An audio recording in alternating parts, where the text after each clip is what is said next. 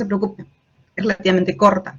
Además de ello, vamos a tratar de precisar los puntos más importantes de la clase para que así ustedes no se abrumen con toda la información que para muchos quizás va a ser muy nueva, ¿ya? ¿Ya? Ok. Entonces, ¿me escuchan todos? ¿Sí? ¿Fuerte y claro? ¿Estamos ahí conectados todos? Sí, sí, porque ustedes entenderán que este Collaborate, ¿no? Cuando uno lo minimiza y pone en presentación, ya no podemos ver a los estudiantes, ¿no? Por eso es que en seminario en laboratorio tengo otra forma de presentar la pantalla. Pero en este caso, como es teoría, y para que quede clara toda la información y podamos ver muy bien todas las imágenes, lo presento así completamente y cualquier duda, consulta que tengan ustedes, me cortan. Doctora, disculpe, una consulta o una pregunta, ¿ya? Porque no voy a poder ver sus manitas levantadas, ¿ya? No las voy a poder ver. O si no, en todo caso, esperen a la misma. Vamos a hacer un break, ¿ya? Vamos a hacer una primera parte de la clase, hacemos un break y ahí ustedes pueden preguntar o consultar alguna cosita que tengan, ¿no? Pendiente, y luego la retomamos luego, ¿ya? Yo les digo, serán más o menos 10 minutos de break para respirar, para que la información se canalice tranquilamente en nosotros y no nos abrumemos, ¿ya? Muy bien, entonces empecemos con los objetivos de la clase del día de hoy. ¿Qué vamos a conversar? Yo les había mencionado, ¿no? En la página del aula virtual, vamos a hablar adaptación celular, lesión y muerte celular, acumulaciones intracelulares y calcificación patológica, en ese orden, ¿ok? Entonces, ¿qué vamos a conocer de cada uno de estos aspectos? Que quizás para ustedes son recontra nuevos, que nunca lo han escuchado. Entonces, adaptación. ¿Qué es la adaptación celular? ¿Cuáles son los tipos de adaptación celular? ¿Cuáles son las causas que generan que una célula tenga que adaptarse? ¿Ok? ¿Y cuáles son los principales ejemplos de enfermedades, ¿no? Asociadas a adaptación celular. ¿Ya? Vamos por ahí. Luego vamos a hablar de lesión y muerte celular. ¿Qué es lesión y qué es muerte? ¿Ya? ¿Cuál de estas es reversible y cuál de estas es irreversible? Y dentro de la irreversibilidad, vamos a conversar de necrosis y apoptosis, ¿ya? Y sobre todo ver las diferencias entre ambas, entre necrosis y apoptosis. Y algo interesante también que son los tipos de necrosis. O sea, la necrosis no es a secas, las necrosis se subdividen de forma muy interesante. Entonces, eso lo vamos a conversar también, ¿ya? Luego vamos a ver acumulaciones dentro de la célula, es decir, qué sustancias pueden acumularse en cualquier parte, pero dentro de la célula, ¿ok? ¿Cuáles son los principales ejemplos de estas acumulaciones y cuáles son las principales causas de estas, ¿ya? Y por último, lo que es calcificación patológica, el significado, la definición de esta, y cuáles son los tipos de calcificación y cuáles son los cuadros clínicos de un paciente que puede estar teniendo algún tipo de calcificación patológica, ¿ok? ¿Sí? ¿Me confirman? Vamos a empezar entonces. Díganme sí, doctora, para... Doctora. Sí, doctora. Genial, bacán. Entonces, no traten de no dispersarse, como les digo, lo estamos haciendo corto para que ustedes no se dispersen y no se aburran o se queden dormidos en mitad de la clase, ¿ya? Porque, ojo, que al final de toda la presentación se habrán dado cuenta que hay preguntas, ¿no? Que están muy interesantes. Bueno, esas preguntas las vamos a responder con ustedes al final de toda la clase, para ver si pueden ustedes mismos dar las conclusiones de toda la clase, ¿ya? Así que, ojo, que a cualquiera le puedo preguntar. Yo tengo acá la lista de todos ustedes. Empezamos, entonces. Las células, normalmente, las células que ustedes saben que conforman los tejidos, estas interaccionan entre ellas, pero sobre todo interaccionan con el medio ambiente. Es decir, un medio ambiente puede estar estresando a la célula, ¿no? Por ejemplo. Entonces, eso va a generar que la célula necesariamente tenga que adaptarse a los cambios producto de ese medio ambiente al cual está siendo sometida, ¿ok?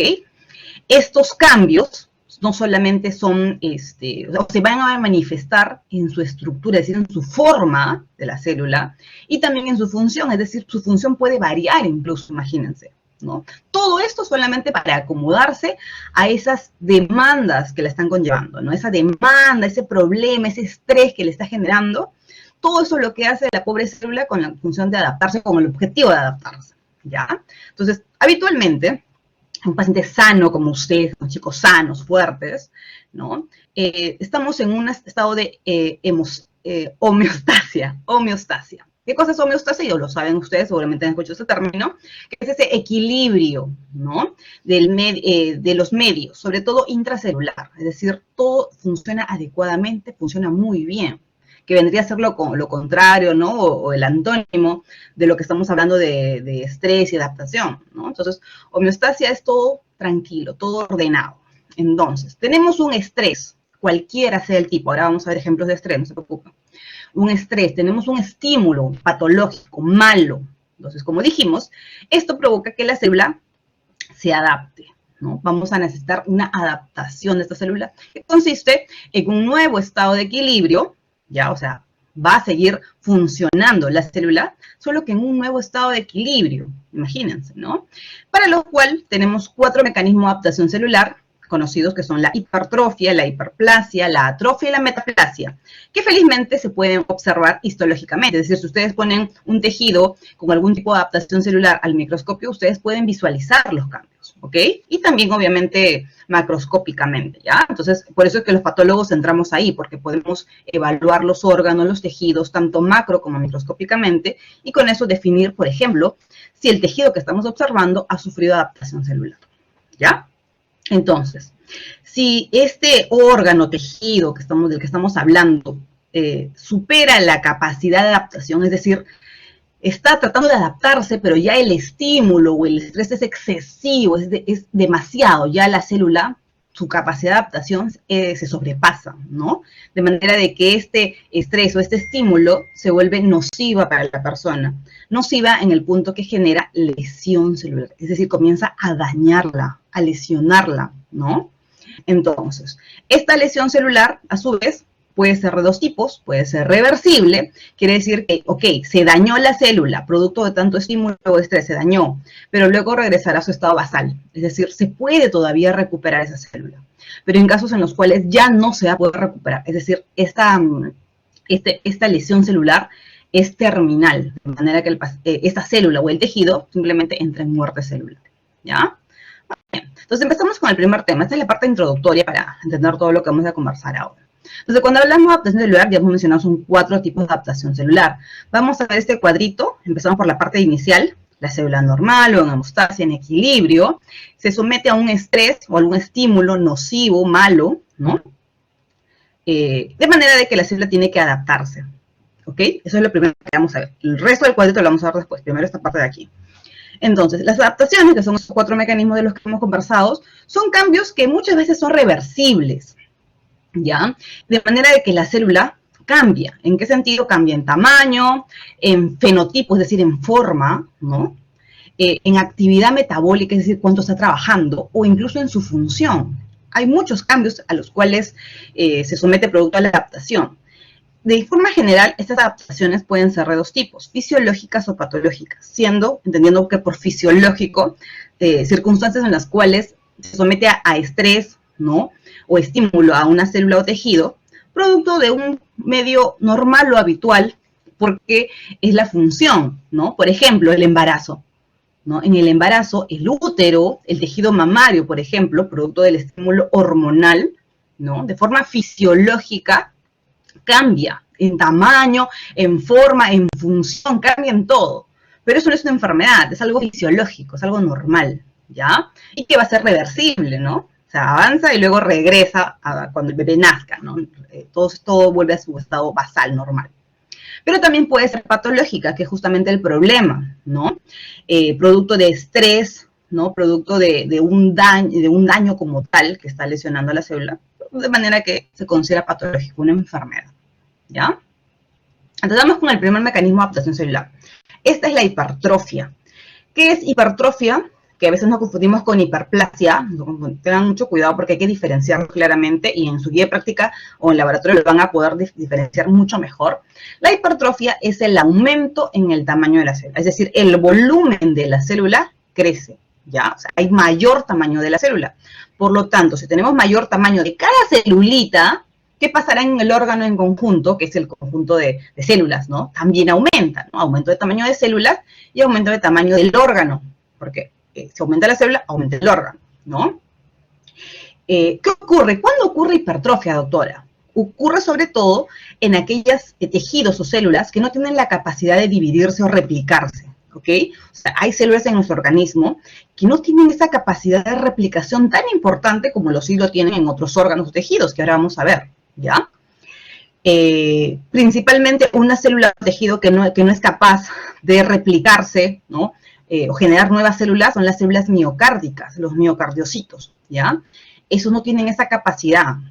Por lo tanto, si yo someto al corazón, que este es un ejemplo de corazón, este es un miocito normal o cardiomiocito normal, si yo someto al corazón algún tipo de estrés, no es que los miocitos van a comenzar a replicarse, a hacer más miocitos para poder trabajar mejor, no. Lo que hacen es hipertrofiarse, es decir, aumenta el tamaño. Cada miocardiocito de forma particular aumenta de volumen, de tamaño, de manera que tenemos una hipertrofia. De lo que era un miocito normal así, miren, acá está casi el doble del tamaño, ¿no? Y esto macroscópicamente se observa por aumento también del tamaño de la pared.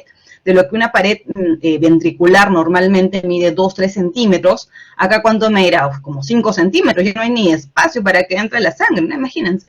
Entonces, este es un claro ejemplo de hipertrofia. Ya. Ahora, la hipertrofia también puede ser fisiológica y patológica, como dijimos hace rato, ¿no?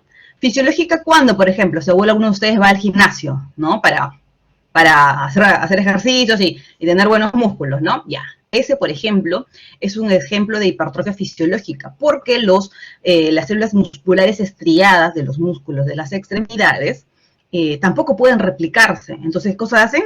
Hipertrofiarse. Y se hipertrofian, ¿ok?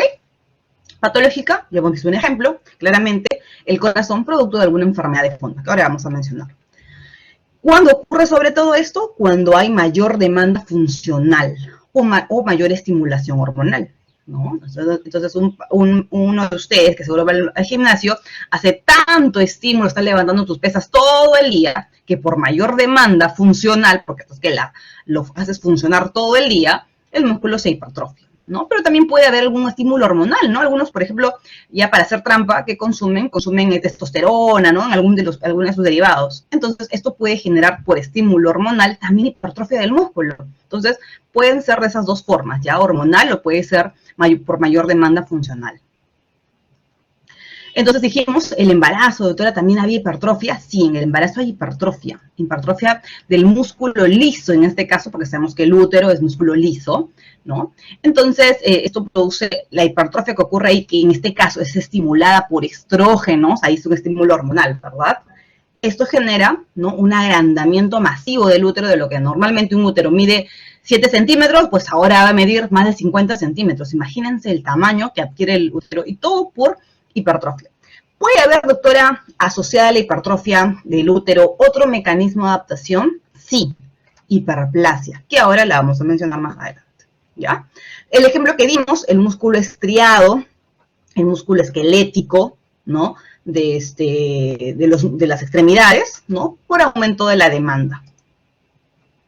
Y el corazón específicamente nos detenemos un poquito, ¿por qué? Porque el corazón es uno de los principales órganos que patológicamente se enferma por hipertrofia miocárdica, ¿no? Es clásico encontrar en nuestros pacientes adultos mayores, hipertrofia miocárdica, y esto puede conllevar a muchos problemas posteriores. ¿Cuáles son las principales causas por la cual un corazón hace hipertrofia miocárdica? Principalmente por aumento de volumen, es decir, porque está manejando o trabajando con muchos volúmenes, ¿ya?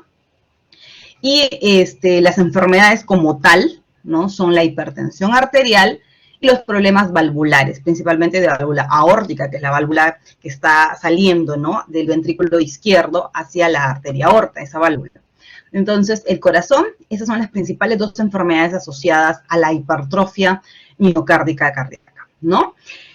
Mecanismos, bueno, se escriben algunos mecanismos para ser más exactos. ¿Y cuál es el problema acá? Todo es una vía, ¿no? Eso es un proceso. Finalmente, este proceso de estímulo que se le da a los miocardiocitos genera aumento en los factores de crecimiento y proteínas estructurales, lo cual condiciona de lo que un miocardiocito es así normalmente, delgadito, flaquito, adquiere este tamañazo. Pues miren, el tamaño de este miocardio es enorme, ¿no? Y miren el tamaño del núcleo, gigantesco. Hemos dicho hipertrofia es aumento del volumen de la célula. aumenta el citoplasma, aumenta también su núcleo, porque todo tiene que aumentar, ¿ok? Entonces, doctora, ¿por qué esa hipertrofia? Ya lo dijimos, la hipertrofia tiene como el objetivo, en este caso específico del corazón, tiene como objetivo buscar el equilibrio, ya que se estaba perdiendo, ya que el corazón estaba trabajando más producto de la hipertensión, de un problema de la válvula aórtica. Entonces, para lograr adaptarnos a esas nuevas circunstancias, es que buscamos un equilibrio a través de la hipertrofia, ¿ya? Entonces, la hipertrofia es buena, ¿no? O sea, debe ser buena porque ayuda al corazón a lograr el equilibrio, a buscar el equilibrio. Sí, es relativamente buena, pero ¿qué pasa si el paciente tiene 40 años con hipertensión arterial mal controlada encima? Imagínense que no recibe sus antihipertensivos adecuadamente, no controla, no va a cita con el cardiólogo, imagínense. Entonces ahí va a estar el problema, porque ese corazón va a sufrir más a diferencia de una persona que sí se está cuidando, ¿ok? Entonces ese corazón llega a un límite, es decir, su hipertrofia lo va a ayudar, va a salvar, va a buscar el equilibrio por muchos años, pero llegado un tiempo, se llega a un límite, ¿no? Como un punto de corte, ahí, hasta aquí nomás, ya no puedo seguir compensando más a este corazón, dicen los miocardiocitos. Entonces, en ese sentido, ya empiezan a ocurrir problemas, ¿no? Ya las fibras miocárdicas, de lo que están hipertróficas, gorditas, tratando de trabajar al máximo para poder vencer esa hipertensión o vencer ese problema valvular, ¿no? Comienzan a fragmentarse poco a poco. Es decir, se comienzan a degenerar. Por lo tanto, ese corazón hipertrófico, poco a poco, ¿qué va a hacer? Va a comenzar a dilatarse, perder por la fragmentación de las miofibrillas contráctiles, y entramos a un cuadro denominado insuficiencia cardíaca. Por lo tanto, que no nos sorprenda que un paciente hipertenso, luego a los 60, 70 años, llegue con insuficiencia cardíaca o con signos y síntomas de insuficiencia cardíaca. No nos tiene que sorprender, eso va a ser producto de un manejo inadecuado de su enfermedad de fondo, ¿ya? Entonces, todo esto de acá nos da la idea que la hipertrofia es buena. Sí, es un mecanismo de adaptación, pero tiene un punto de corte, tiene un límite. Pasando ese límite, va a haber problemas, ¿no? Y en este caso, en el corazón específicamente, insuficiencia cardíaca, ¿ya? Seguimos, hiperplasia ahora. Ya hablamos de hipertrofia, ahora hablamos de hiperplasia. Entonces, la hiperplasia, a diferencia de la hipertrofia, esta ocurre en aquellas células que sí son capaces de replicarse, es decir, de multiplicarse, ¿no? Ya habíamos dicho que en la hipertrofia ocurría porque las células no se podían replicar. Bueno, acá sí se pueden replicar, entonces, como se pueden replicar, hacen hiperplasia, es decir, aumentan el número de células, aumenta el número de células. Y el clásico ejemplo de hiperplasia, que seguramente ustedes han escuchado porque tienen familiares o pacientes con esto, es la hiperplasia benigna de próstata, que lo vamos a ver en laboratorio, clásico ejemplo de hiperplasia. ¿Qué tenemos? Un aumento en el número de las glándulas que forman la próstata y aumento del estroma, es decir, del espacio entre glándula y glándula. Entonces, miren, si esta es la próstata normal, miren, pues acá casi ha duplicado su tamaño a expensas de el aumento en el número de las glándulas y aumentos del estroma, ¿ya? Entonces, obviamente, esta hiperplasia benigna de próstata es patológica, obviamente, ¿no? Porque esto es una enfermedad, ¿ya? Pero también hay circunstancias de hiperplasia fisiológica, así como la hipertrofia también puede ser fisiológica y patológica, la hiperplasia también. Y un ejemplo importante de hiperplasia fisiológica es los cambios glandulares que ocurren a nivel de la mama, cuando se entra a la pubertad o cuando está en el embarazo, ¿no? Hay una hiperplasia del epitelio glandular, lo cual genera que aumente de volumen y tamaño la glándula mamaria, ¿ya? A su vez también hay una forma de hiperplasia que es la hiperplasia compensadora. ¿Cuándo ocurre esta hiperplasia compensadora? Ocurre, por ejemplo, ¿han escuchado ustedes que cuando hay niñitos que nacen mal del hígado, con problemas hepáticos, el papá, la mamá les donan el hígado, les donan una parte? Sí, ¿no? Es muy frecuente eso, es muy frecuente escuchar que un familiar directo te done una parte o una porción de su hígado. ¿Y por qué, doctora? ¿Por qué es tan fácil donar?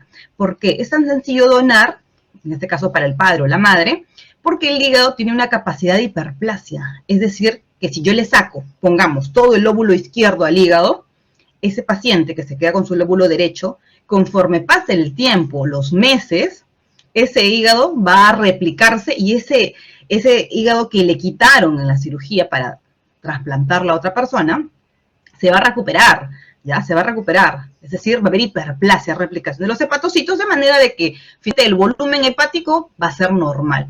Y por eso es que es tan sencillo y fácil, por así decirlo, la donación de hígado, ¿no? A diferencia de la donación de riñón, porque ahí sí pierdes un riñón pues, completamente, ¿no?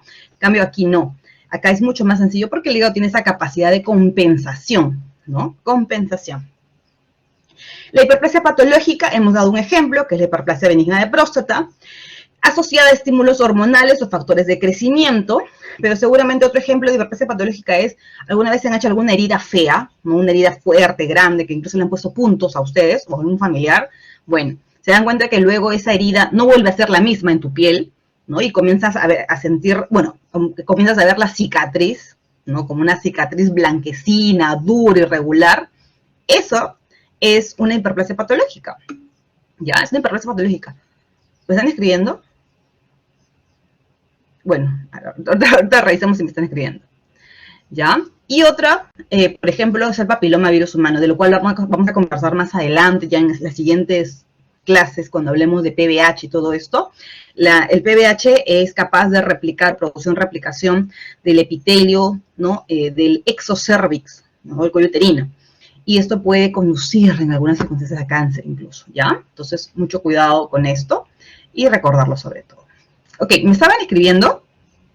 ¿Le apareció? Sí, se refería al queloide cuando decía... Ah, el queloide. Claro, si queremos darle nombre propio, le ponemos queloide. Muy bien. Y eso lo vamos a ver en laboratorio. Si no me equivoco, lo vamos a ver en laboratorio, una laminita de queloide. Pues con pato especial. Ya me confundí, pero lo van a ver, ¿ya? Que es simplemente fibrosis. Fibrosis, ¿no? Una replicación exagerada de células, de fibroblastos que producen colágeno. Y por lo tanto es una cicatriz queloide, ¿ya? Muy bien. Vamos con atrofia. Vamos por el tercer mecanismo de adaptación, atrofia. Atrofia que tenemos es la reducción del tamaño de la célula por pérdida de la sustancia celular. Por lo tanto, si disminuye en la célula, disminuye, o sea, si cada celulita disminuye su volumen, ¿qué pasará con todo el órgano? También disminuye el órgano, ¿ok? Pero ojo, la función está disminuida, ya no es que las células estén muertas todavía, las células no han muerto, simplemente han disminuido su función, y su función es bien escasa, con la justa está funcionando, pero ahí está, aún no ha muerto, ¿ya? Clásico ejemplo que vamos a ver en laboratorio, la atrofia testicular, ¿no? Creo que aquí es fácil de poder determinar cuál es el testículo atrófico, ¿no? ¿Cuál es el testículo atrófico? ¿El de la derecha y la izquierda? A ver, los leo por el chat. Doctora, ¿por qué me preguntas? ¿Por qué preguntarlo tan fácil, doctora? Sí, ¿no? ¿Verdad? ¿Verdad? Qué fácil, ¿no? ¿Por qué les hago hincapié a esto? Les hago hincapié porque yo he presentado esta misma lámina y me han dicho, doctora, acá el diagnóstico es hipertrofia testicular. Hipertrofia testicular, sí, porque acá este testículo está más grande que este. Hay hipertrofia testicular. No, el testículo no se hipertrofia, ya, por si acaso. Hay unos órganos que no tienen mecanismo de adaptación, por si acaso el testículo no se hipertrofia, ya. El testículo se atrofia, quiere decir que el patológico es el de la derecha, ya, ok. Otro clásico ejemplo de atrofia es la atrofia cerebral, ¿no? La cual está condicionada sobre todo en los pacientes adultos mayores, ¿no? Un estado al cual llegan realmente todas las personas, ¿no? Atrofia cerebral, que es progresiva, lenta. Las células funcionan, sí, todavía funcionan, pero no están a su 100%, ¿ya? Ahora, doctor, ¿y por qué se atrofiaría un órgano, una célula, pues no un tejido? ¿Por qué se atrofia? Muchas causas, hay un montón de causas de atrofia, desde fisiológicas hasta patológicas. Y es decir, por alguna enfermedad se puede atrofiar, o por alguna enfermedad, o por algún problema fisiológico, es decir, que es algo a la que todo el mundo va a llegar en algún momento de su vida. Clásico ejemplo de fisiológica es la menopausia, ¿no? Conforme pasa la edad, a partir de los 40 años en adelante, el estímulo hormonal ovárico se pierde, ¿no? La producción de estrógenos. Por lo tanto, poco a poco va a haber una atrofia, ¿no? De todo lo que son los órganos reproductores femeninos, ¿no? Mamas, útero, ¿no? Todo comienza a atrofiar, esto comienza a disminuir de tamaño. ¿Por qué? Porque ya no hay estímulo hormonal estrogénico. Patológicos, por ejemplo, la pérdida de la inervación, ¿no? Por ejemplo, hay pacientitos que han sufrido un accidente vértebro-medular, ¿no? Por algún accidente muy fuerte, muy severo, como un accidente de tránsito, y que quedan parapléjicos, ¿no? No pueden caminar, pierden la movilidad de la cintura para abajo, ¿no? Eso es por por pérdida de la inervación, se rompió la médula espinal. Entonces, en las circunstancias de esos pacientes, si ustedes los han visto, también las piernitas se les comienzan a adelgazar mucho, les hacen bien flaquitas, eso es atrofia, ¿ya? Por la denervación, pero también producto de la inmovilización, porque el paciente ya, como no camina, no tiene ejercicio muscular en esa zona, ¿no? Y también. Entonces, otra causa de inmovilización, o otro ejemplo de inmovilización sería cuando ustedes han fracturado de repente un brazo, una pierna, no le ponen un yeso, y cuando le saquen el yeso, su pierna está flaquita, a comparación de la otra, eso es atrofia, ¿ya? Pero se dan cuenta que todo es reversible. Sí, puede ser reversible, entonces. La atrofia, hasta ciertos grados, en algunos ejemplos específicos, puede ser reversible, en otros casos no. Pero ese ejemplo de la pierna con yeso o el brazo con yeso es muy característico, ¿no? La pérdida de inervación, ya lo dijimos, o el ejemplo del accidente vertebromedular. Disminución de la irrigación. Claro, si tú tienes un vaso sanguíneo grande, bonito, que le lleva sangre a un órgano, y este vaso sanguíneo poco a poco, por algún tipo de enfermedad, comienza a cerrarse, y ya no le llega suficiente sangre al pobre tejido, el tejido va a estar que necesita oxígeno, busca oxígeno, no la tiene, por lo tanto comenzará a atrofiarse poco a poco. La nutrición, la alimentación inadecuada también puede condicionar la atrofia. Pérdida de la estimulación endocrina, ahí hablamos de la menopausia, por ejemplo, ¿no?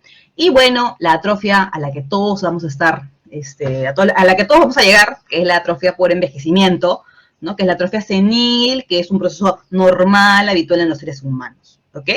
Listo. Ahora, ojo con este dato, hay casos en los cuales también se llega a atrofia, sobre todo porque estamos destruyendo muy rápido algo, principalmente proteínas. Entonces, cuando estamos en una situación de destrucción masiva, fuerte, intensa de proteínas, que es una proteólisis acelerada, estamos en un estado catabólico, ¿ya? Y eso puede condicionar caquexia.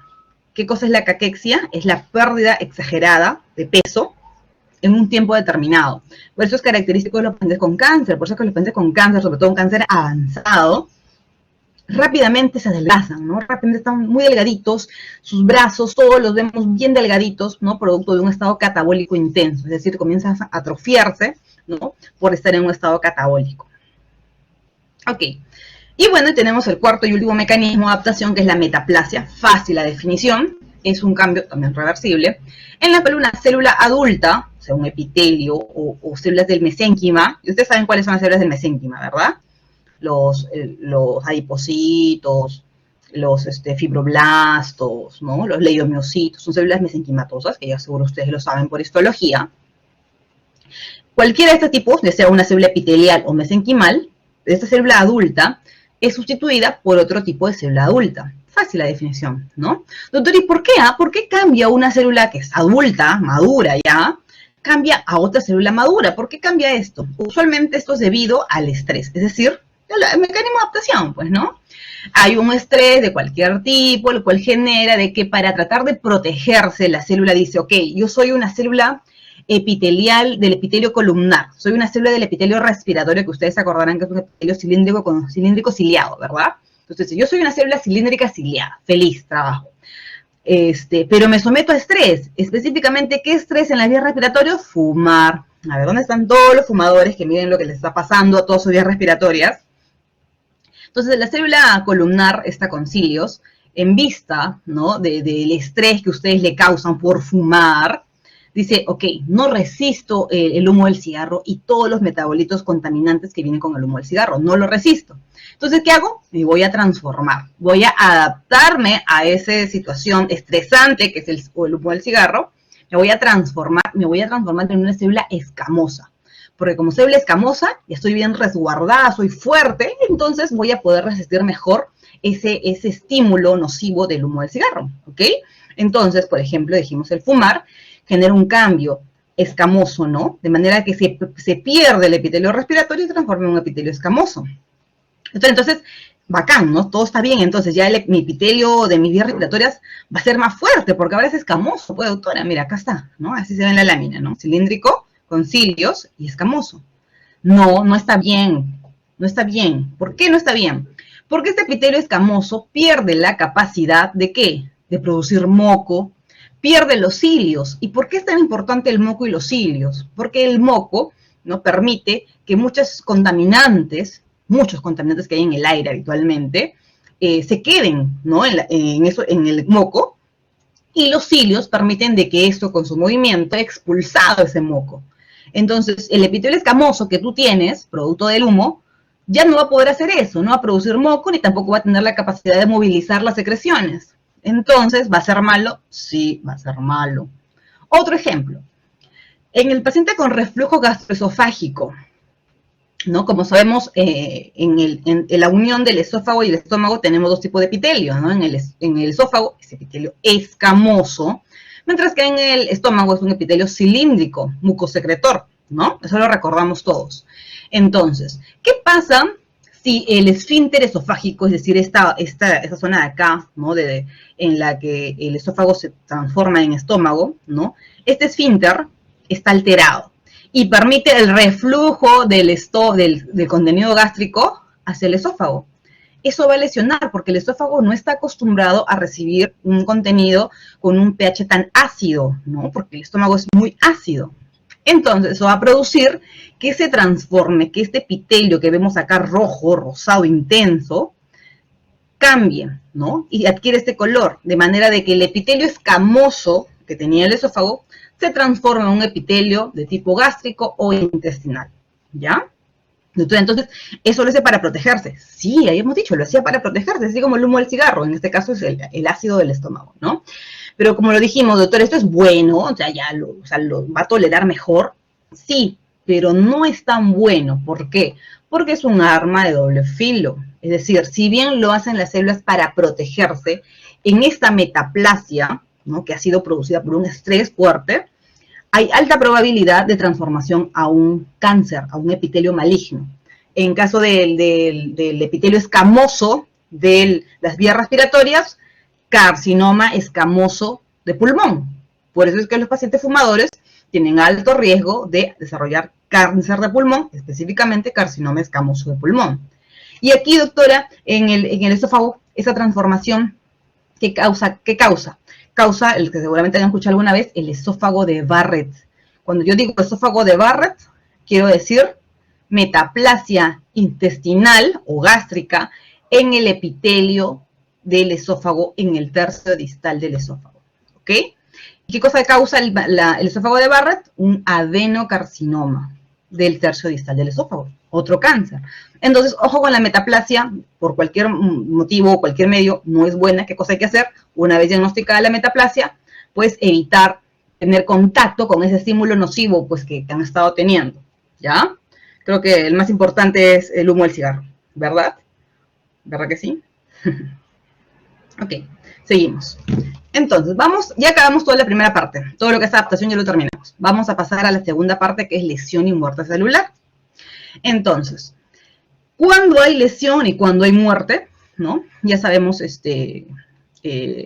cuándo ocurre esto, cuando ya se somete a un estímulo tan intenso que ya no es capaz de adaptarse. Es decir, la adaptación es cuando el daño, el estrés todavía logra que la célula se adapte.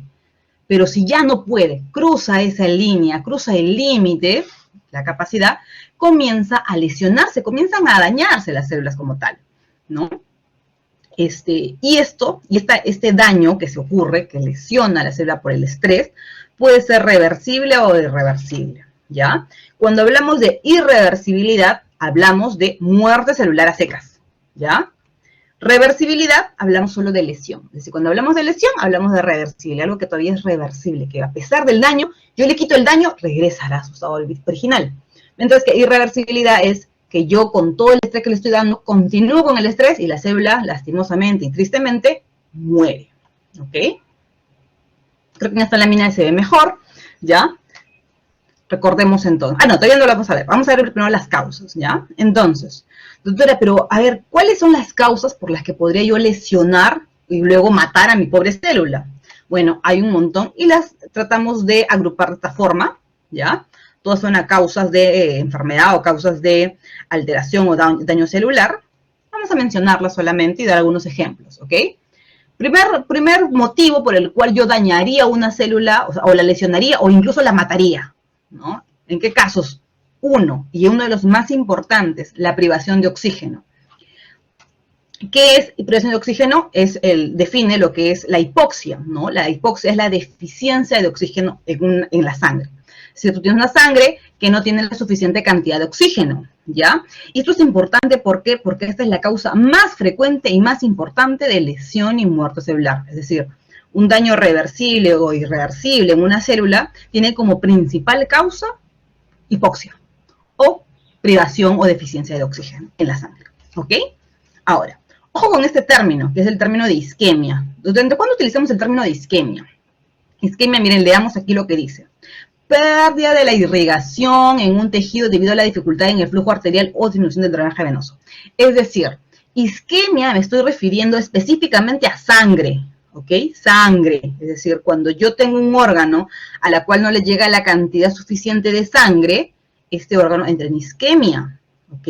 O sea, que comienza a alterarse, a dañarse, incluso a morir, producto de que no le llega la sangre, ¿ok? Se cierra la arteria, por ejemplo, ¿no?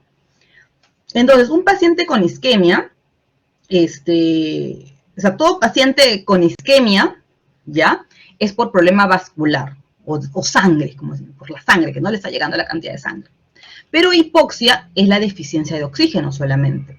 Entonces, por lo tanto, hay pacientes que pueden tener deficiencia de oxígeno, ¿no? Y no necesariamente por un problema en el vaso sanguíneo o el flujo arterial o venoso, ¿no? Cuando ocurre, por ejemplo, doctor, un paciente a la que no le llega el oxígeno a un órgano, por ejemplo, supongamos que ha sufrido una intoxicación por monóxido de carbono. El monóxido de carbono, cuando se junta con la hemoglobina, se une fuertemente y evita de que la hemoglobina se una al oxígeno. Entonces, perdemos la capacidad y por lo tanto hay deficiencia de oxígeno, pero por otro mecanismo diferente a la sangre, ¿verdad? O un paciente que tiene una anemia, células falciformes, que tampoco tienen estas células, ¿no? La capacidad de poder transportar adecuadamente el oxígeno. Entonces también tendrá un problema hipóxico o deficiencia de oxígeno. O un paciente con neumonía. Un paciente con neumonía tiene problema en todos los alvéolos y no hay adecuada ¿no? difusión de oxígeno y CO2. Por lo tanto, entra en deficiencia de oxígeno. Pero esto no tiene nada y absolutamente nada que ver con la sangre como tal. O sea, no hay isquemia acá, sino es un problema en la capacidad transportadora del oxígeno, ¿ya? Tenemos también agentes químicos, y acá hay un montón de ejemplos. El mismo CO2 que mencionamos aquí es un agente químico, ¿no? en el medio ambiente, que es muy nocivo. El alcohol también es un agente nocivo, no solamente para bueno, en este caso, pero sobre todo para el tracto digestivo, no esófago, ¿ya? Contaminantes en el aire. El oxígeno, propiamente dicho, también a altas concentraciones puede generar daño o lesión a las células, ¿ya? El exceso de glucosa, en pacientes diabéticos, por ejemplo, o incluso algunos medicamentos también pueden ser dañinos y lesionar algún órgano o algún tejido. Y esto lo vamos a ver sobre todo cuando veamos necrosis tubular aguda, acá unos medicamentos. Otros agentes infecciosos, bacterias, hongos, parásitos, todos estos pueden dañar la célula. Clásico ejemplo de una bacteria, el Helicobacter pylori, que genera gastritis crónica, que seguramente ya lo han conversado en el primer laboratorio. Reacciones inmunológicas, es decir, un paciente que tiene alguna reacción autoinmunitaria contra sus propios tejidos, sí, clásico de enfermedades autoinmunes, por ejemplo. Defectos genéticos especiales, específicos, pacientes con síndrome de Down, con hemoglobina células falciformes, por ejemplo, ¿no? Que tienen algún tipo de alteración que va a desencadenar daño celular. Desequilibrios nutricionales, por ejemplo, déficit de vitamina B12, folatos, las famosas anemias megaloblásticas que van a dañar las células. O traumatismo, radiación, choque eléctrico, también va a lesionar la radiación, sobre todo, que recibimos en la piel de nosotros, porque nunca usamos bloqueador, ¿no? Y que puede generar daños y lesiones a nivel de la piel, sobre todo de zonas fotoexpuestas e incluso cáncer de piel. Y el envejecimiento definitivamente es una causa de daño celular también, porque, bueno, esto es inevitable, ¿no? Son alteraciones producto del tiempo, ¿no? Y la pérdida de la capacidad reparativa de la célula, ¿ok? Muy bien, creo que hacemos un par de diapos más y ahí lo dejamos. La morfología de la lesión tisular. Eso sobre todo es importante porque hemos dicho, doctor, usted ha dicho lesión y ha dicho muerte celular, ¿no? ¿Y dónde está el punto de corte? O sea, ¿cómo yo sé hasta dónde hay lesión y cuándo empieza la muerte de la célula? Eso es muy difícil de poder determinar, sobre todo para cada órgano. Un ejemplo importante o característico de este punto, de esta línea, ¿no? Divisoria entre un punto y el otro, es el corazón. Por ejemplo, los miocardiocitos, ¿no? Acá están, esas son las células miocárdicas, ¿ya? Entonces yo tengo un efecto sobre la célula miocárdica. Por ejemplo, un infarto, no le llega sangre, entramos en isquemia, ¿ok? Entonces, hasta cierto punto, ya, un paciente con un infarto, puede la lesión ser reversible, es decir, si yo tengo a mi paciente y lo llevo a la emergencia, lo ve el cardiólogo y le hace los exámenes y le hace el tratamiento necesario en ese momento, yo puedo evitar que las células de su miocardio mueran, pero eso, obviamente esto es en los primeros minutos, ¿no? De ocurrido el infarto, de ocurrido el cierre del vaso sanguíneo, ¿ok? Pero pasado el tiempo, que usualmente se considera 30 minutos, es decir, si yo tengo un cierre completo del vaso por más de 30 minutos, ya la lesión se hace irreversible. Es decir, ese miocardio que ha sufrido lesión pasa a entrar a muerte celular, ¿no?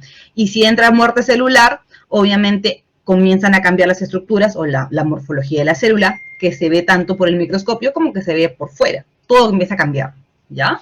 Muy bien. Entonces, miren, usualmente a la muerte celular ocurre en los primeros 30 minutos de la isquemia, pero incluso para que yo pueda verlo en el microscopio a veces demora un poquito más. Por eso es que acá hay duración de la lesión, demoramos un poquito más hacia la derecha, porque los cambios microscópicos aparecen un poquito después, ¿ya? Pero existe un punto de corte. Doctor, ¿esto es igual para todos los órganos? Obviamente que no. Eso solamente es en el corazón. Cada órgano tejido es diferente en su tiempo en la que cruza esa línea delgada, ¿ya? Entonces, ¿por qué es tan importante conocer cuándo una lesión es reversible y cuándo es irreversible? ¿Por qué es tan importante conocerlo? Eso es importante porque nos ayuda a definir estrategias para prevenir lesiones en nuestros pacientes. O sea, los que van a ser cardiólogos, con esta idea, ya van a saber que en algún momento, cuando lleguen sus pacientes con un infarto, tendrán que atenderlo lo más pronto posible, porque si siguen esperando, lo dejan en la cola de la emergencia, esperando 3, 4 horas, y ese miocardio se pierde, e incluso puede morir el paciente, ¿ya? Entonces, ese es el punto importante de todo esto, de conocer todo esto, la relevancia clínica. Ok, entonces dijimos, ya hablamos de un daño reversible, ¿no? Que es lesión celular simplemente, o la irreversibilidad cuando ya entramos a muerte celular, no hay vuelta atrás, la misma que se divide en necrosis y apoptosis, ¿ya? Los tipos de muerte celular son dos, necrosis y apoptosis.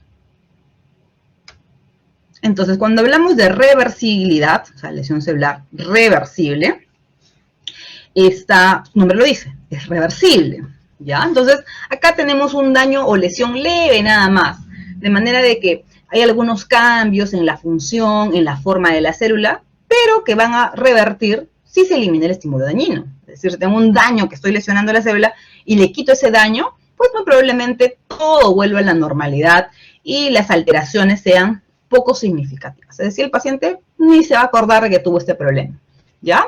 Y los principales fenómenos que se describen, pues eso es lo que menciona el libro, porque no lo vemos nosotros los patólogos, no lo solemos ver estos cambios porque son tan leves, tan sutiles, que eso no lo podemos observar al microscopio, ¿ya? Pero se describen que son dos, hinchazón celular y cambios grasos.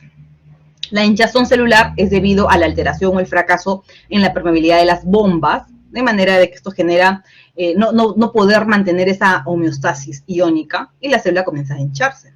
Y cambios grasos, que son algunos cambios debido a la hipoxia, ¿no? De manera que se forman unas vacuolas muy pequeñas de lípidos en el citoplasma de la célula, ¿ya? Algunos ejemplos, bueno, se menciona que pueden ocurrir en los hepatocitos, en los cardiomocitos, pero esto es producto de una lesión muy leve todavía, ¿ya? Como dijimos, hinchazón celular y cambio graso. ¿Qué es hinchazón celular? Es edema dentro de la célula, es líquido dentro de la célula por alteración de estos canales que les mencionaba, ¿ya? De manera que se ven algunas vacuolas pequeñas en el citoplasma. Y el cambio graso, que son vacuolas de lípido, también en el citoplasma, ¿ya? Pero lo importante es que recordar que ambos son reversibles, son cambios que van a ser reversibles y que yo le quito el daño, le quito la lesión, ¿ok?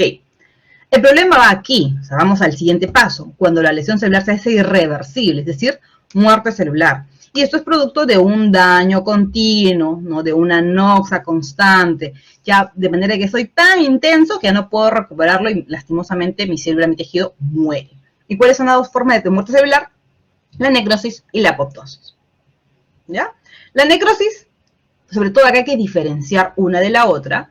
La necrosis, lo importante es recordar en primer lugar que la necrosis es siempre un proceso patológico. O sea, la necrosis es asociada a algún tipo de enfermedad, algún tipo de alteración, algún problema que está ocurriendo. Mientras que la apoptosis, no, la apoptosis es una señal solamente que se da a la célula para que ésta comience a morir, pero no tiene una causa patológica como tal. En cambio, la necrosis sí, ¿no? ¿Qué ocurre en la necrosis? Hay enzimas, que principalmente están dentro de los lisosomas, como estas de aquí, que comienzan a, o se esparcen en el citoplasma y comienzan a digerir la célula de adentro para afuera, pues, ¿no? De manera que alteramos la membrana celular y todo el contenido celular comienza a esparcirse y esto genera una respuesta inflamatoria. Es decir, cuando yo tengo necrosis, que no me sorprenda que asociada a la necrosis, yo encuentre células inflamatorias, que ustedes ya conocen, linfocitos, polimorfos nucleares, macrófagos, y entre todas las células inflamatorias, ¿ya? Importante porque es una de las principales vías de muerte celular, ya que se asocia a enfermedad. Es decir, cuando ustedes tengan un paciente que les llegue a la emergencia con algún daño, probablemente sea producto de una necrosis, porque es un proceso patológico. Se ha intoxicado con algo, se ha lesionado el pie con algo, se ha infectado su pie con algo, o tiene un infarto del corazón, algo así tiene, algo definitivamente tiene. Es un proceso patológico la necrosis. A diferencia de esto, la apoptosis no. La apoptosis es una señal, ¿no? Una señal, como que mandas ahí un WhatsApp, ¿ya? En la cual la célula comienza a morir a partir de una disolución nuclear y no hay pérdida de la membrana. Es decir, todo comienza en una señal del núcleo, pero no perdemos la membrana celular, ¿ok? O sea, no es que como no se pierde la membrana celular, ¿qué cosa no hay? Respuesta inflamatoria. Vimos que en la necrosis como que la célula se destruye, se comienza a hacer una mazamorra por todos lados, y esto genera respuesta inflamatoria. En la apoptosis no esperemos respuesta inflamatoria, ¿ya? Como dice acá, usualmente es un proceso fisiológico, no necesariamente se asocia a una lesión celular patológica, ¿no? ¿Qué tenemos? Miren, condensación de la crematina, se hacen pequeñas vacuolas a partir de la membrana celular, la célula se comienza a fragmentar y estos fragmentos son fagocitados fácilmente por los macrófagos, por los fagocitos, ¿no? De manera que no hubo respuesta inflamatoria, no hubo nada, todo tranquilo, ¿ok? Este cuadrito de aquí nos resume toda esta información y esas diferencias, así que por favor, léanlo bien, ¿ya? En la necrosis, usualmente, ¿qué cosa hay? Aumento celular, porque deviene, usualmente, de un estímulo, ¿no? Que estaba produciendo un daño, por lo tanto, habíamos dicho que en el daño celular había edema celular, hinchazón, por lo tanto, es que esperaríamos encontrar hinchazón en cuanto al tamaño. El núcleo puede sufrir diversas formas de destrucción, que ahora lo vamos a mencionar, pero usualmente el núcleo está destruido producto de todo el proceso. Ya, la membrana plasmática también está rota, el contenido celular producto de la digestión de las enzimas lisosomales también hace que todo el contenido se destruya y se esparza. Inflamación, obviamente está observada, ¿no? Y invariablemente, es decir, siempre, es patológica, ¿ya? Mientras que la apoptosis es un proceso en el cual todo es producto de una señal, de manera de que no es lesiva, ¿ya? No hay inflamación y con frecuencia es fisiológica, como decimos, fisiológica, ¿ya? La membrana celular permanece intacta, solamente se generan pequeñas vacuolas dispersas, las cuales luego son fagocitadas, ¿ok? Y el núcleo se fragmenta muy leve, incluso se comienza a reducir tranquilamente sin generar ningún problema, ¿ok? Muy bien. Entonces, vamos a dejarlo ahí, chicos, para ya comenzar a conversar de lo que es la parte de...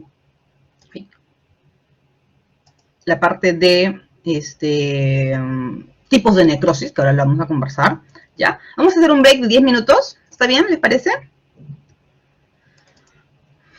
Para que descansen de toda la información que hemos compartido. Gracias.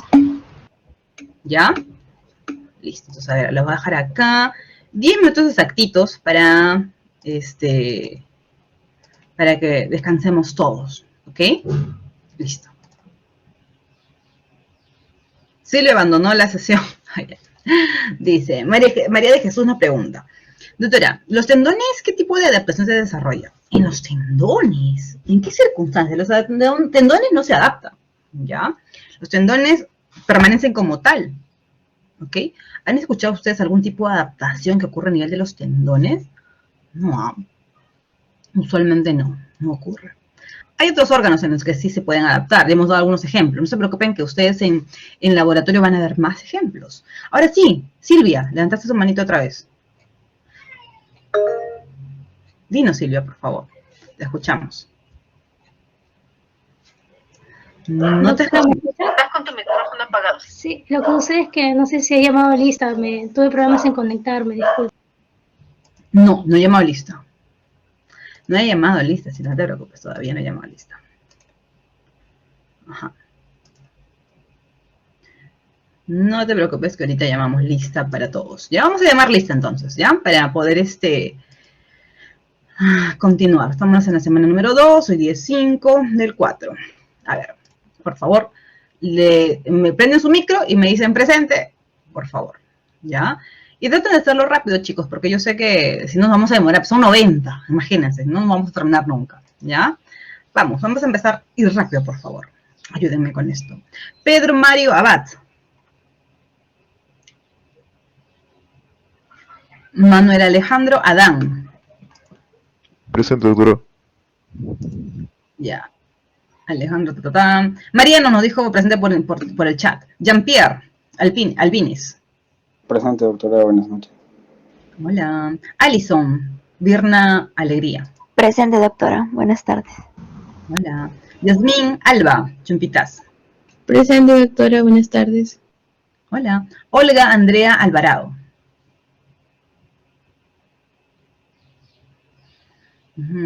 Jair Alexander Apaza.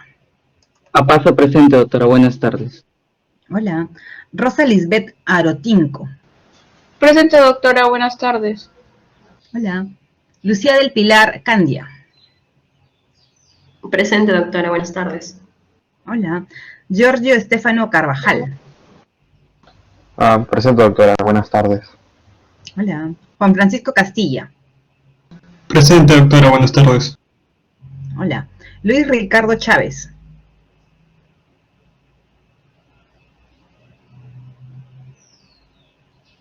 Está Hernando Chávez. ¿Quién prendió su micro que no dijo nada? ¿Hernando? ¿Andrés Chávez? ¿Fuiste tú? No. Presente, doctora. No se prende el micro. Arnold Flores Chávez. Presente, doctora. Buenas tardes. Hola. Joana Chipana. Presente, doctora. Buenas tardes. Hola. Diana Alejandra Chumbe. Presente, doctora. Buenas tardes. Hola. Ana Rosa Choquispuma. Presente, doctora. Buenas tardes. ¿Quién está? La doctora prende mi micrófono, no funciona. Los Ricardo Chávez. Ya. Ok. El viejo truco del audio no funciona. ¿Dónde habrán estado? Doctora, ¿me escucha? Collachagua. Cristian Collachagua. Collachagua presente, doctora. Collachagua, ya muy bien. Alexia Loren Collagua. Buenas noches, doctora. Presente. Hola. Brisa Alejandra Corrales. Presente, doctora. Buenas tardes. Hola. Jimena Andrea Cruz. Presente, doctora. Buenas tardes. Bueno, chicos, no nos va a alcanzar tiempo para pasar lista de todos, ¿ya? Así que voy a pasarla recontra aleatoria. Así de 5 en 5 por aquí y por allá, a ver si todos los demás me contestan. El que ya me contesta, ¿ya? Matius, Vivanco, Nicolás. Vivanco presente, doctora. Buenas tardes. Hola. Sebastián Torres Tang. Presente, doctora. Buenas tardes. Hola. Romy Lisset Cifuentes. Presente, doctora. Buenas tardes. Hola. Joel Steven Rubio. Presente, doctora. Buenas tardes. Hola. Antoinette Kiara Rivera. Presente, doctora. Buenas tardes. Hola. Diana Alejandra Perales. Presente, doctora. Buenas tardes. María Alejandra Medrano. Presente, doctora. Buenas noches. Hola. A Gabriela Ciel Jara. Buenas noches, doctora. Presente. Hola. Y la última ya, porque tenemos que avanzar. Camila del Águila. Camila Stephanie del Águila. Presente, doctora. Buenas tardes. Llegó Olga Andrea Alvarado. Olga Andrea Alvarado. No hay 1, 2, ya, la hemos llamado varias veces. Ya, todos los demás tienen presente, ¿ya? Estén felices. Porque si no, no vamos a terminar, vamos a pasar pasando lista toda la clase. Tenemos que terminar porque hay cosas que hacer a las 7. Yo también tengo clases. Doctora, disculpe, Andrea Alvarado presente.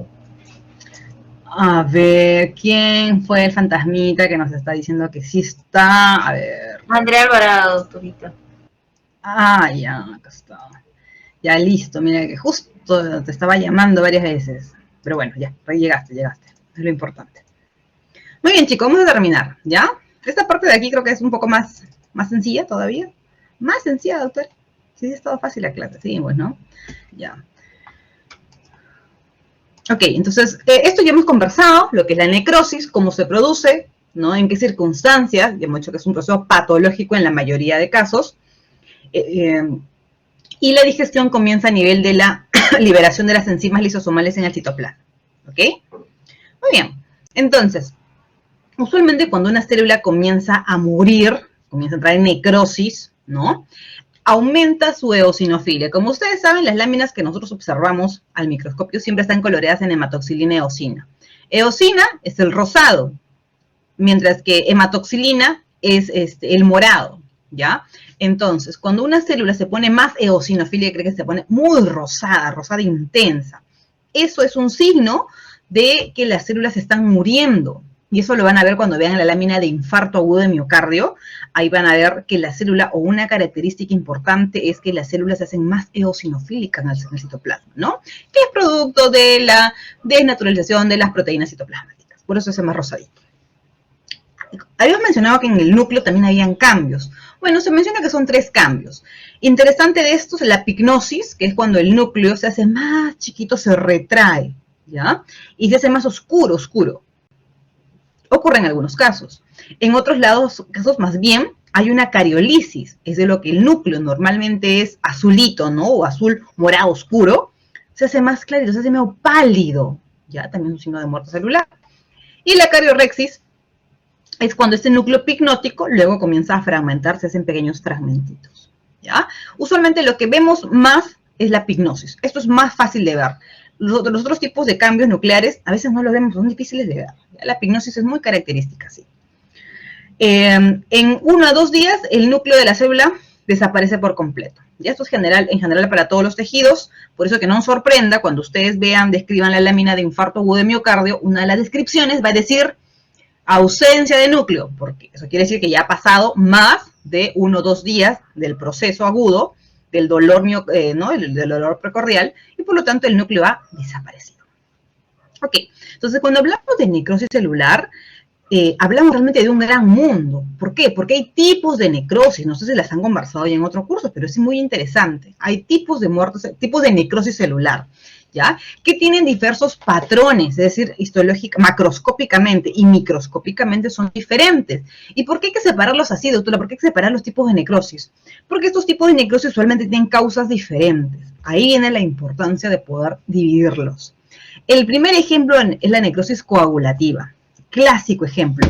Porque la mayoría de órganos de nuestra economía, de nuestro cuerpo, cuando sufren de hipoxia, es decir, cuando no les llegue el oxígeno, por cualquier causa, porque se cerró el vaso, porque el vaso se rompió, porque se desangró, cualquier motivo por el cual no le llegue el oxígeno al órgano, entra en necrosis coagulativa. Por lo tanto, la necrosis coagulativa es el tipo de necrosis más frecuente en los órganos del cuerpo humano. El ejemplo característico de necrosis coagulativa es el infarto agudo de miocardio que vamos a ver en el laboratorio, ¿ya? Se caracteriza porque, en primer lugar, la arquitectura todavía está conservada. Miren, o sea, todavía este es el miocardio, ¿no? Están las células estriadas cardíacas. Todavía tienen la apariencia de miocardiocitos, ¿no? O sea, todavía como que se conserva un poquito. Sí, todavía se conserva, ¿ya? Eso es lo interesante de esto.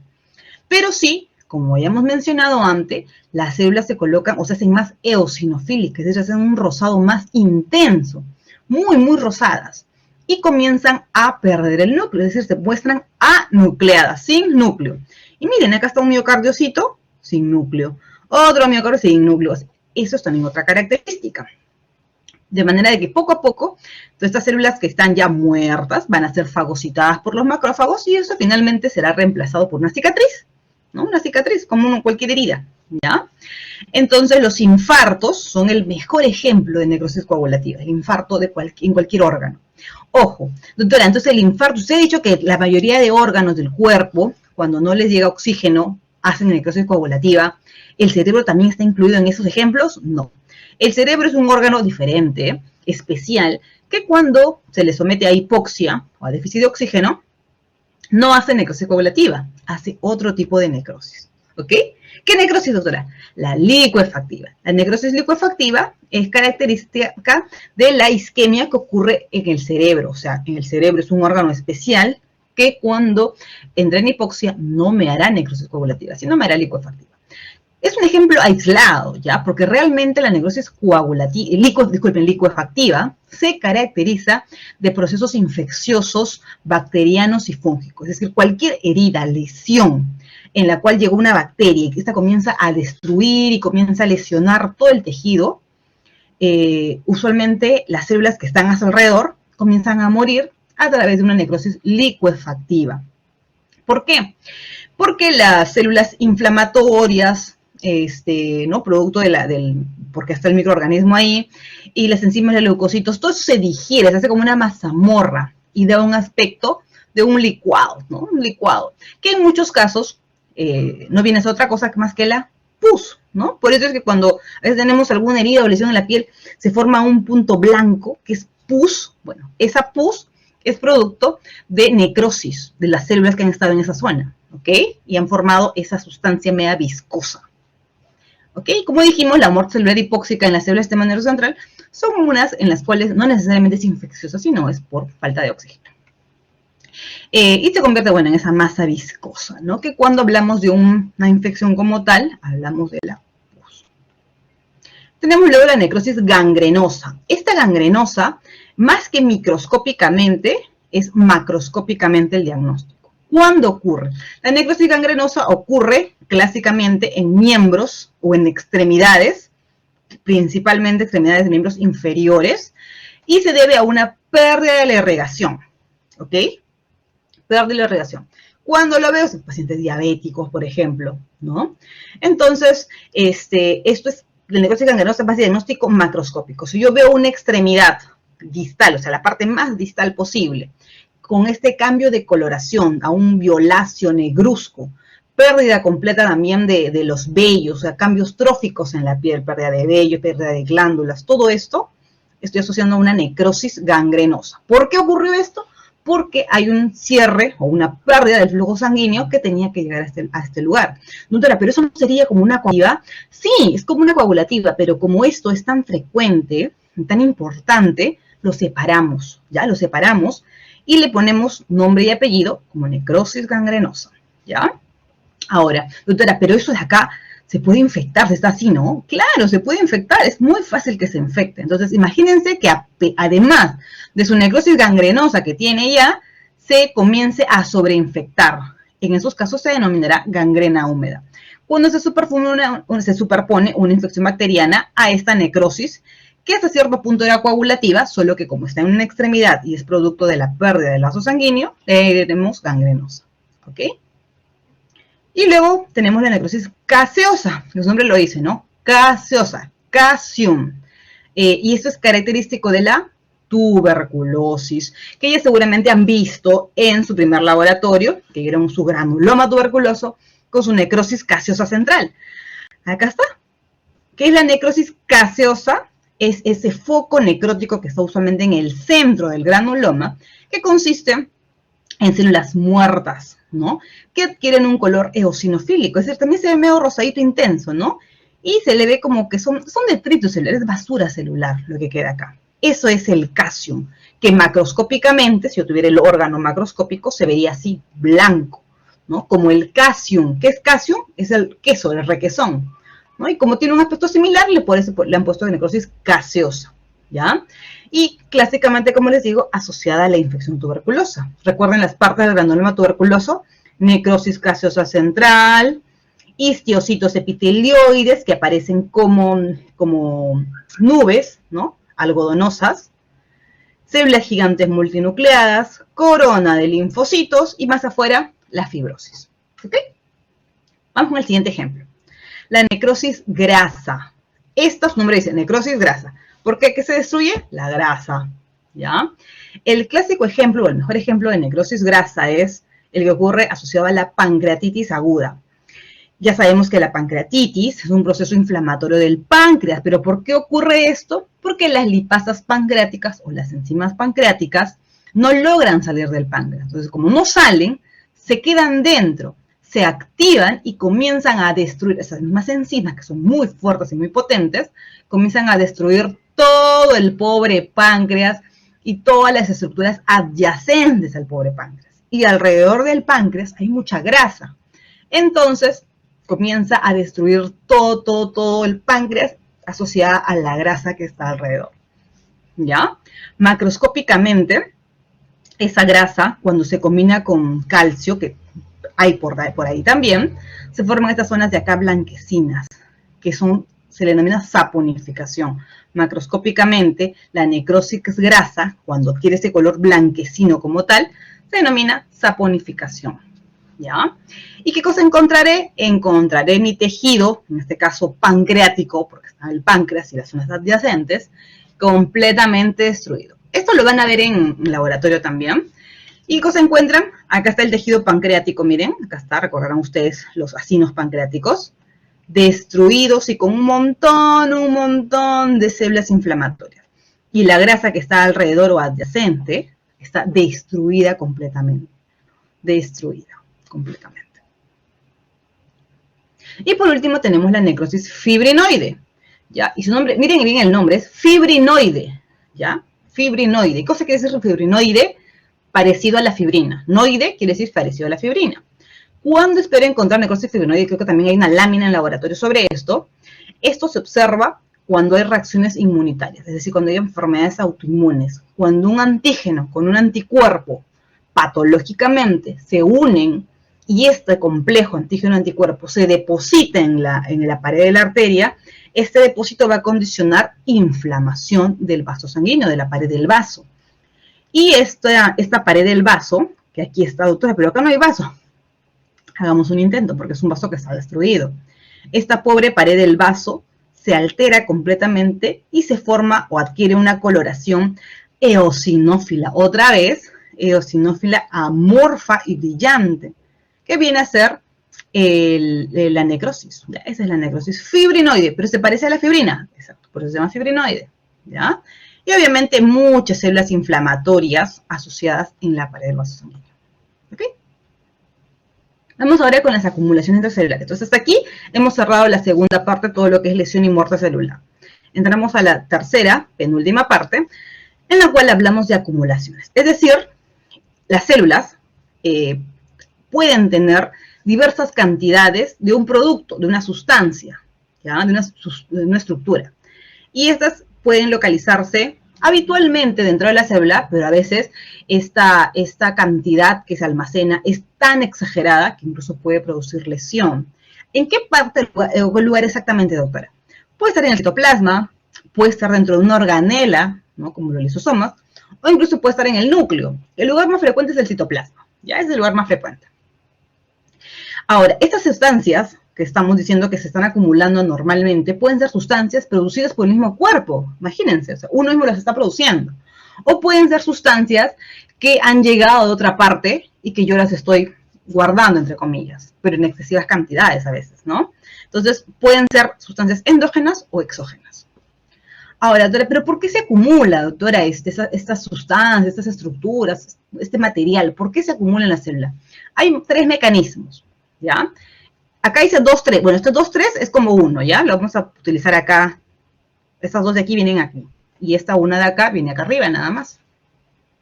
La primera vía por la cual se acumula es porque tenemos una velocidad metabólica inadecuada. ¿Qué cosa quiere decir eso? Normalmente sabemos que, ejemplo, tenemos los hepatocitos. Los hepatocitos se encargan de todo lo que es el metabolismo de las grasas. Entonces, los hepatocitos pueden tener diversas cantidades de grasa en su citoplasma, vacuolas de grasa en su citoplasma. Pero, y bueno, el hepatocito tiene que metabolizarlas, ¿no? Pero si esta persona come en exceso, tiene una dieta rica en carbohidratos, ricos en grasas, imagínense. Esto hará que haya una gran cantidad de grasa en el citoplasma, de manera de que el hepatocito, la capacidad que tenía o esa velocidad que tenía para metabolizarla, ya no va a poder ser suficiente para que tengamos al hepatocito libre de la grasa. Por lo tanto, como se pierde o tenemos una velocidad metabólica inadecuada, se llenará el citoplasma de un montón de grasa. Ya, esta es la clásica esteatosis hepática. La segunda vía es aquella que ya sea por un defecto genético o adquirido, ¿ya? Carecemos de algo que se utiliza, usualmente de una enzima, que se utiliza para el metabolismo de algo.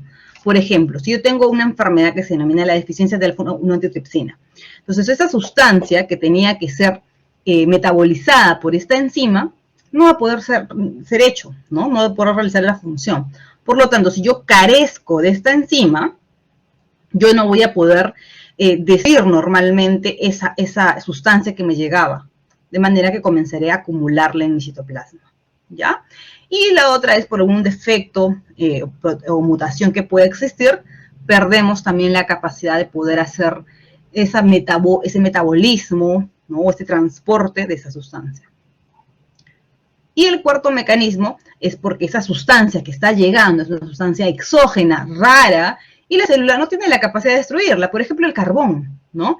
El carbón es una molécula que está habitualmente en el aire contaminado, en el aire de las grandes ciudades, más en las personas que fuman, más en las personas que han consumido o han cocinado con leña muchos años, o más en los mineros de carbón, ¿verdad? Entonces, ese carbón no puede ser metabolizado por ninguna célula del organismo, por lo tanto va a comenzar a acumularse, ¿no? Por pérdida o porque simplemente no tenemos la capacidad de poder hacer metabolismo enzimático de esa sustancia, ¿ya? Entonces vamos a hablar de la primera, que es la más conocida, que es la esteatosis, ¿ok? Entonces, ¿dónde ocurre el clásico ejemplo de esteatosis? Yo lo he mencionado, en el hígado, porque sabemos que el hígado es uno de los principales órganos implicados en lo que es el metabolismo de las grasas, pero que no nos sorprenda que también pueda haber esteatosis en otros órganos. El hígado es el más conocido, ¿ya? Doctora, ¿y por qué va a haber un problema de esteatosis? Hay muchas causas, asociadas a la obesidad, asociadas a la malnutrición, y otras también que pueden existir. Pero usualmente la malnutrición y la obesidad van de la mano. La diabetes mellitus también va de la mano, ¿ok? De manera de que gran cantidad de ácidos grasos, ¿no?, son transportados a los hepatocitos. Y estos hepatocitos no tienen la suficiente cantidad o la suficiente función para poder metabolizar todas estas, ya que le está llegando una cantidad excesiva de ácidos grasos. Por lo tanto, poco a poco van a comenzar a acumularlos de forma progresiva en su citoplasma. Si esta acumulación es leve, bueno, no habrá problemas. El problema ocurre es que si esta acumulación es intensa y es por largos periodos de tiempo, años, imagínense. Eso puede condicionar que tanta grasa en los pobres hepatocitos comiencen a alterar su función y finalmente generen la muerte celular. Clásicamente, el hígado esteatóxico, esto lo van a ver en laboratorio, se ve como un órgano aumentado de volumen, de superficie amarilla, brillante y de aspecto graso, ¿no? Porque así no es el hígado debe ser de color marrón violáceo. Acá se ve un hígado amarillento, ¿no? Y microscópicamente observamos las vacuolas, porque la grasa en hematoxilina eosina, la microscopía, se ve transparente. Entonces veo los hepatocitos llenos de estas vacuolas transparentes en su citoplasma, de manera de que su pobre núcleo se lateraliza hacia un costadito. Miren acá está su pobre núcleo, hacia un costadito, ¿no? Por toda esa vacuola grande de grasa que está generando de que el pobre núcleo del hepatocito se vaya hacia la periferia. Respecto a los colesterol y ésteres de colesterol, esa es otra forma por las cuales también se pueden almacenar sustancias grasas, y en este caso es el colesterol. Ahora, el colesterol también está asociado a una mala dieta usualmente, y ¿dónde se puede acumular? Se acumula en diversos lugares, pero un lugar característico donde le gusta acumularse el colesterol es en las famosas placas ateromatosas. ¿Han escuchado eso? Bueno, saber también en el laboratorio, felizmente. Una placa de ateromas, en su núcleo, o sea, esta placa es formada en la pared vaso sanguíneo, y como se forma en la pared, se genera el cierre del vaso sanguíneo. Miren, este era todo el vaso, y en la pared se está llenando de colesterol, en la pared, dentro, esto, generando un cierre del vaso sanguíneo. Esto es una arteriosclerosis o aterosclerosis, ¿ok? Entonces, esto es producto de acumulación de colesterol. Y usualmente, este colesterol, ¿quién lo digieren? Los digieren los macrófagos, las denominadas células espumosas, ¿no? Entonces, cuando yo digo células espumosas, no es otra cosa que un macrófago que ha fagocitado colesterol y que lo está almacenando en alguna parte, en este caso, en la pared de los vasos sanguíneos arteriales, generando la denominada arteriosclerosis. Otros pigmentos que también se pueden acumular, clásicamente tenemos el carbón, y que también lo vamos a ver en laboratorio, ya que como sabemos el carbón no puede ser metabolizado, por lo tanto, este pigmento exógeno que clásicamente es de color negro, ¿no? Negruzco, ¿qué son estos? Tabiques alveolares, ¿no? Son tabiques alveolares, entonces en toda la pared de los tabiques, incluso también dentro de los macrófagos, se comienza a acumular el carbón. La acumulación de carbón es habitual, muy frecuente en todos nosotros, porque vivimos en Lima, vivimos en una ciudad contaminada, hemos fumado alguna vez en la vida y toda otra cosa. Por lo tanto, en esos casos, pues, más normal, ¿no? Relativamente sanas que han tenido contacto esporádico con el carbón, se genera un cuadro denominado antracosis. La antracosis no es dañina, la antracosis solamente es la presencia del carbón en los pulmones. El problema es que cuando esta acumulación es enorme, es grandísima, ahí va a ser el problema. Y desarrolla una enfermedad que se denomina neumoconiosis, que clásicamente se observa más en mineros de las minas de carbón, ¿no? Pero ahí sí viene el problema, porque este pulmón se comienza a fibrosar y el paciente se hacen problemas respiratorios muy severos. Felizmente no se ve tanto hoy en día. La lipofucsina es otra metabolito que se puede almacenar y está asociado a la senescencia, a la vejez. Es decir, cuando las células comienzan a envejecer progresivamente, pueden generar este material medio amarillo parduzco en el citoplasma, que no es patológico, no es lesiva para las células, ¿ok? Diversos órganos lo pueden tener, sí, pero es producto de la senescencia, producto de la vejez. Pero lo podemos encontrar, no es nada patológico. La melanina es otro pigmento que también podemos encontrar. ¿Ya? La melanina clásicamente tiene un color pardo marrón y como sabemos se encuentran o es producida por los melanocitos de la epidermis, ¿no?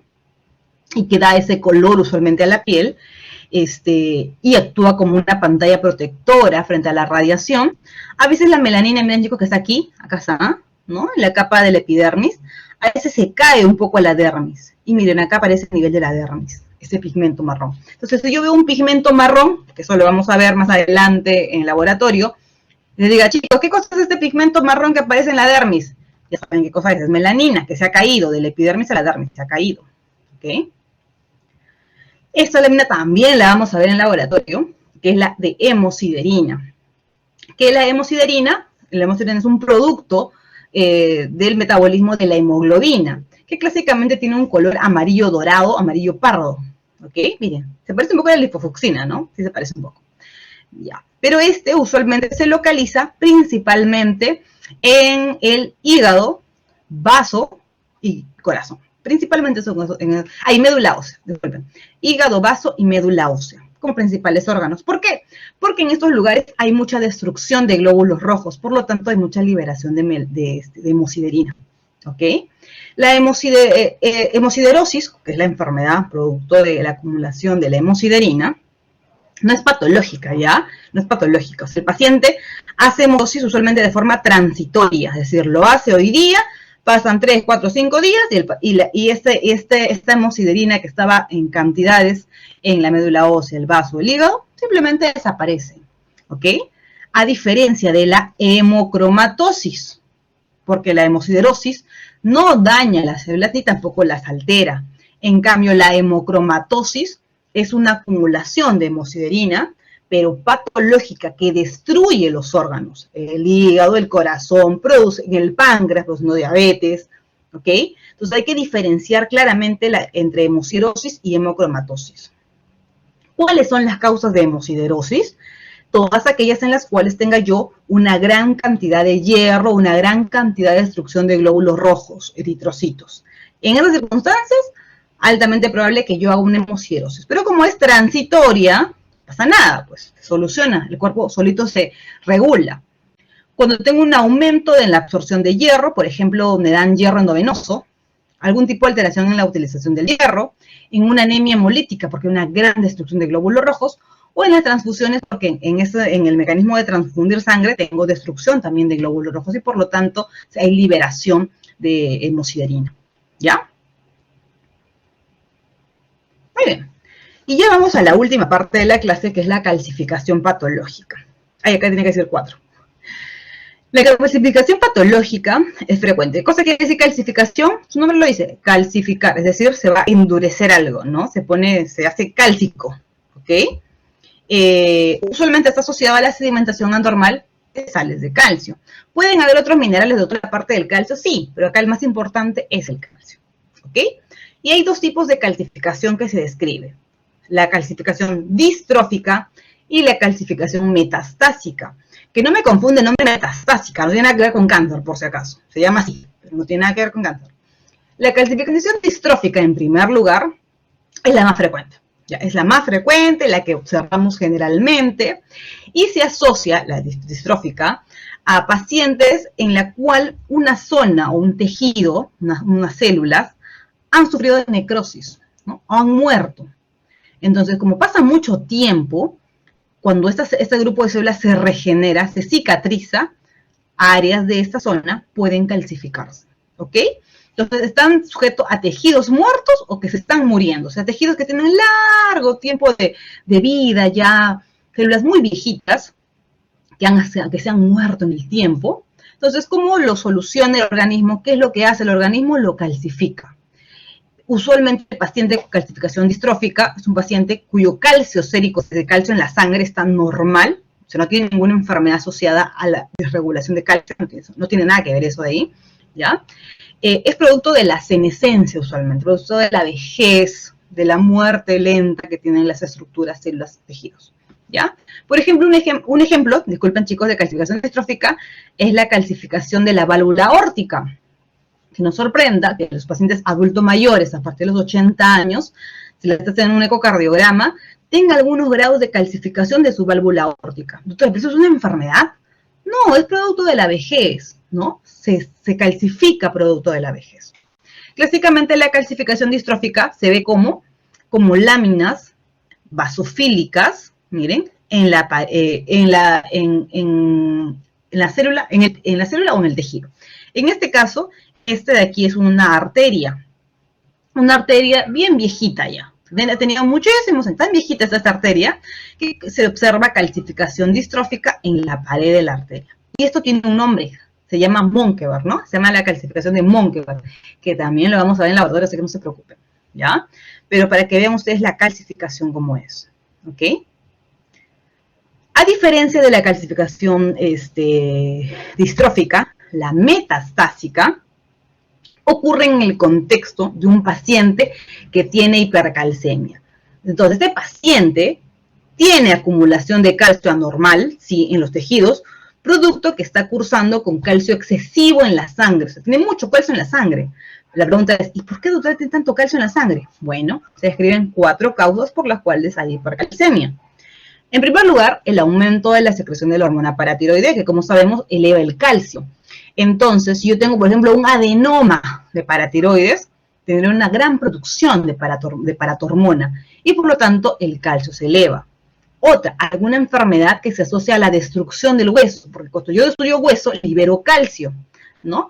La enfermedad de Payet, por ejemplo, o cuando tengo una destrucción de gran cantidad de células esqueléticas, por ejemplo, destruye un hueso, una fractura, o un mieloma múltiple que hace resorción y destrucción ósea, libero mucho calcio en la sangre, por lo tanto también cursaría con hipercalcemia. Algunos trastornos relacionados a la vitamina D, intoxicación de vitamina D, que se asocia mucho al metabolismo del calcio, pero eso es más raro. Y los casos de insuficiencia renal, porque sabemos que el calcio normalmente, normalmente el fosfato, chicos, es eliminado por la orina. Entonces, como yo no puedo eliminar el fosfato en la orina, curso con hiperfosfatemia. Y la hiperfosfatemia estimula la producción de paratormona. Y la paratormona genera aumento del calcio.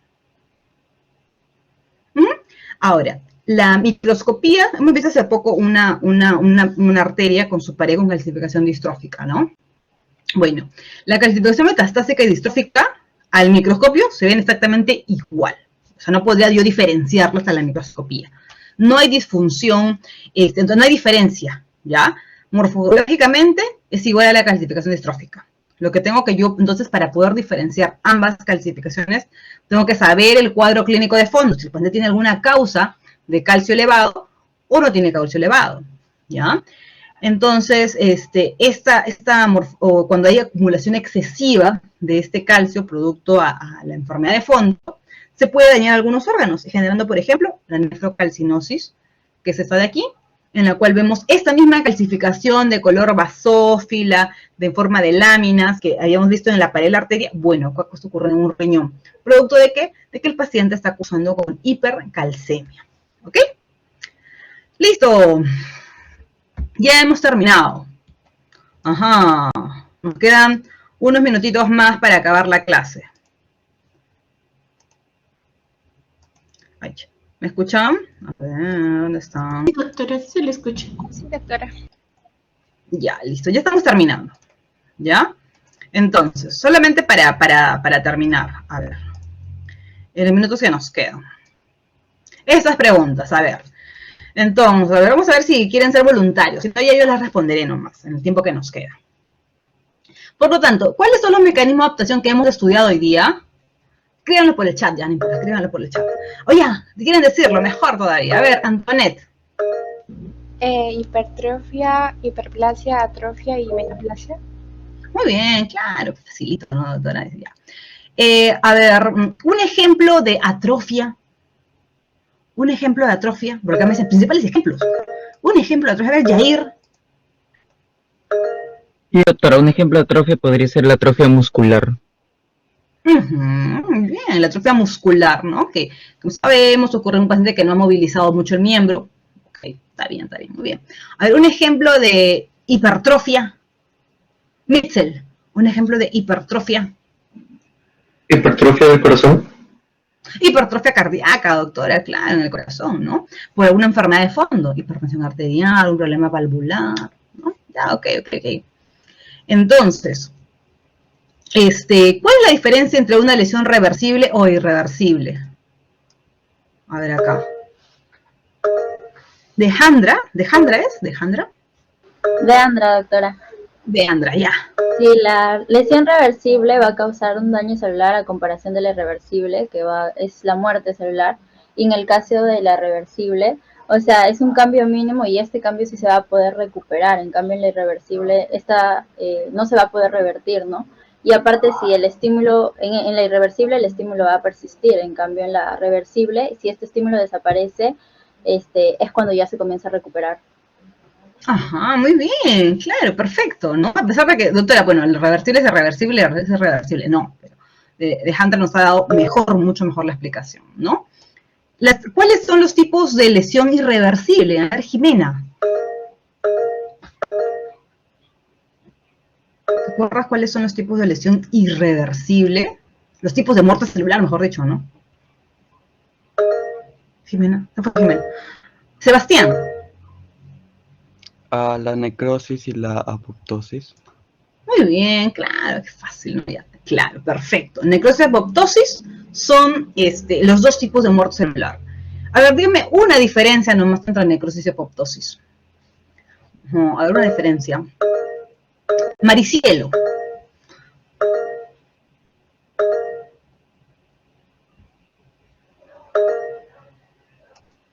Maricielo, no te escuchamos. Sí, doctora, ¿me escucha? Ahora sí te escucho. Ok. Generalmente en la necrosis vamos a encontrar una gran cantidad de células inflamatorias, pero aparte de eso, lo que es característico es el proceso de epignosis, cariólisis y cariorrexis. En cambio, en la apoptosis no hay células inflamatorias, pero sí podemos ver que hay hialina eosinófila, si no me equivoco.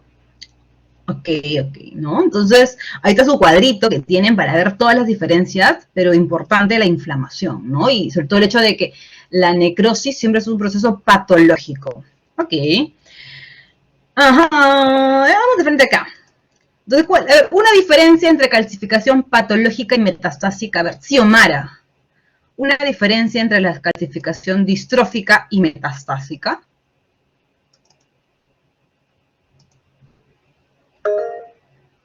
Lucero. Sí, doctora, en la calcificación distrófica, bueno, es más frecuente y se asocia en pacientes que han sufrido, que una zona ha sufrido necrosis o están muriendo la zona y el organismo lo calcifica. También tiene calcio sérico normal, en cambio en la metastásica el paciente tiene hipercalcemia, lo que es la acumulación del calcio normal y calcio excesivo en sangre, por causas como el aumento de la paratormona o enfermedades asociadas a destrucción del hueso. Muy bien, perfecto. Ya está. ¿Están listos para su examen? No, todavía tienen que estudiar.